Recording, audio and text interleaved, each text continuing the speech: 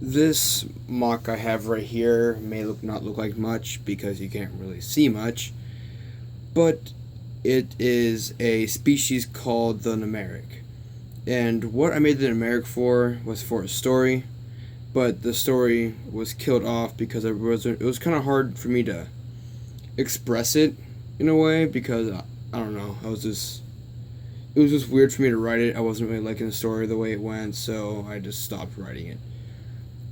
Anyway, the Ragmareek is the only thing I really kept from that story because it was just a really cool and really powerful being.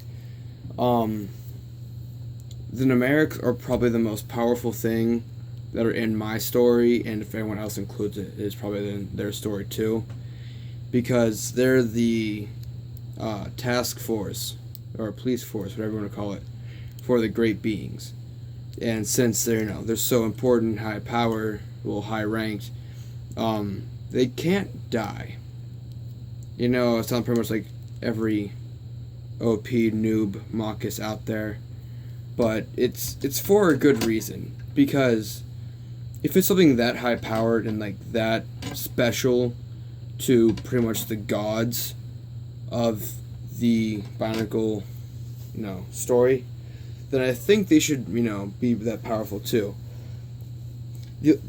They can't kill a great being, but they can do pretty much anything else. Um, they cannot become corrupted with power, and they can't be like brainwashed or anything like that. They are just pretty much immune to everything. And this is its beggar form, beggar, homeless, whatever you want to call it.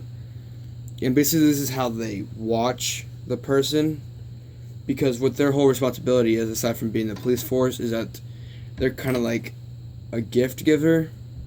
Because if the great beings see something in the future or whatever they do, and they need someone to help, I don't know, fix or stop a great event, then they'll like look at the Matoran or whatever Kodo person, villager, depending on how you look at it, and they'll like look at the person, see what they're good at and everything like that. They pretty much analyze everybody, and those that show the best analysis get the upgrade or transformation. But they have a special tool that they use to transform the people. And that tool is a Toa orb. And that's the Fantoko orb right there. And it's pretty much exactly what it sounds like. Think of like a Toa stone, but in an orb form. And it's also pretty much unlimited. He's able to grant and take as much power as he wants. And he cannot, like I said, become corrupt with it and then go around and just wreaking havoc. This is what they look like in their actual form. They're not going to sit there and talk to you as a beggar. They're just going to pretty much come out of the little ball thingy that they go in when they hide like that, and they'll sit there and just pretty much, well, not sit there, stand there and do whatever. But the neat thing with that is, like, when you're handed a Toa stone, you're pretty much destined to a certain thing. But with a Toa orb, the person that has power is being granted to, they have the choice. So let's say you want to be a Toa of fire because your idol was a Toa of fire. You could be a Toa of fire. If you want to be like some really obscure element, they can do that. It doesn't matter. You can be pretty much anything with that. And another reason why the Ragmareek are so powerful, overpowered, or whatever you want to call it, but they deserve to be, is that this orb, they're pretty much able to do anything they want with it. But it's a good thing because they can't become evil. They're able to turn someone into, a harmless creature if, they're too powerful, or if anything, really goes downhill that they can't really stop. Well, that they can stop.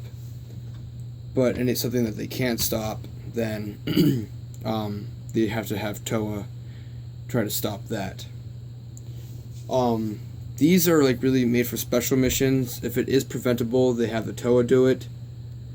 But if it's like really hard, if it'd be almost impossible for the Toa to do, the Merrick's is like the the backup. If if something like really goes like all messed up, like Matanui with Kudo with the giant robot, then they would send this stuff down if this stuff actually existed. But story-wise, in mine, they kind of brought the power back to life, or whatever, and from the Red Star, they gave Mirror and Ziki, another mock of mine, the ability to be Toa, and that's really it with how they helped with my story. They haven't really done too much else so far, but I'm working on a way to make them bigger and more important than they already are. That's it for my review. Please like and subscribe, and signing off.